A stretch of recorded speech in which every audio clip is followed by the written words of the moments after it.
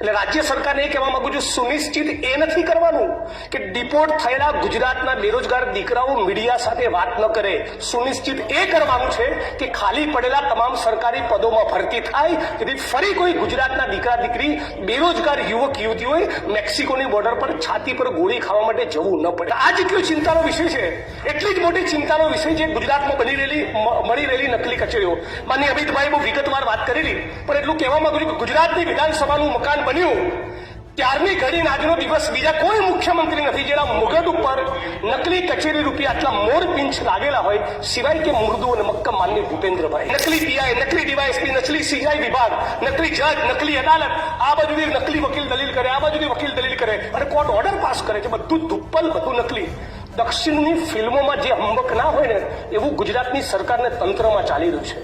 આટલી બધી નકલી કચેરીઓ બાદ રાજ્યની સરકાર એવું કમિટમેન્ટ આપવા માંગે છે ગુજરાતની 6.5 કરોડ 7 કરોડ જનતાને કે જેટલી પણ નકલી કચેરીઓ પકડાઈ એ તમામના કસૂરવાર, એમાં નેતા હોય કે અધિકારી હોય, 1 વર્ષમાં બધાની ટ્રાયલ પૂરી કરીને બધાને સાબરમતી સેન્ટ્રલ જેલના સળિયા પાછળ ધકેલીશું. આવી કોઈ પ્રતિબદ્ધ રાજ્યની સરકારની છે?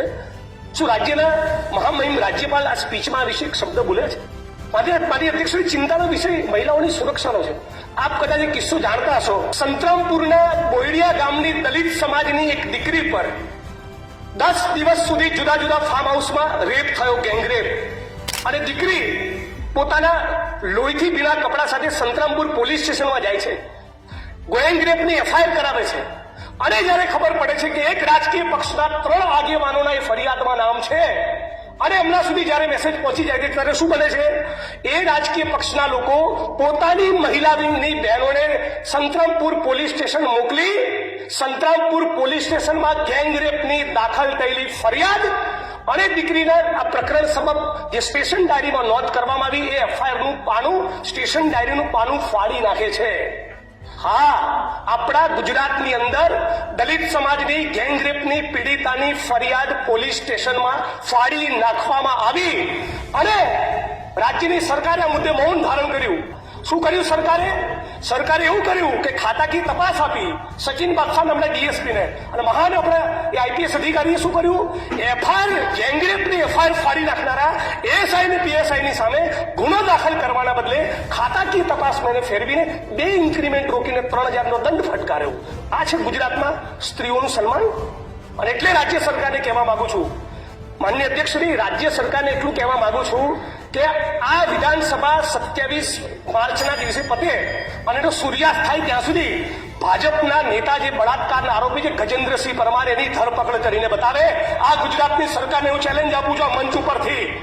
સામાન્ય એ માણસને બળાત્કાર કરનારો માણસ કોઈ પણ પક્ષનો હોય, સામાન્ય રાજ્યની સરકાર એની ધરપકડ નથી કરતી.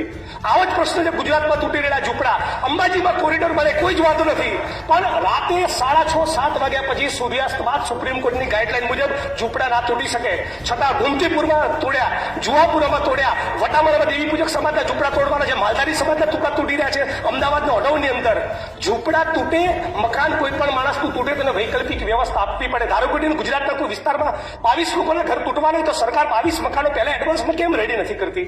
હાઈકોર્ટના સુપ્રીમ કોર્ટની ગાઈડલાઈન છે દરેકને વૈકલ્પિક વ્યવસ્થા આપવી. રાઇટ ટુ સેન્ટર એ કોન્સ્ટિટ્યુશનલી ગેરંટેડ આપણો ફંડામેન્ટલ રાઇટ છે. તો આ રાઇટ્સ ગરીબ માણસોને લાગુ નથી પડતો. રિયલ એસ્ટેટના માફિયાઓ, ઉદ્યોગપતિઓ જમીનોમાં દબાણ કરે, એ દબાણ ખુલ્લા ના થાય અને દલિત, આદિવાસી, ઓબીસી સમાજના ઝૂંપડા તોડી નાખવાના, એને બેઘર કરી નાખવાનો.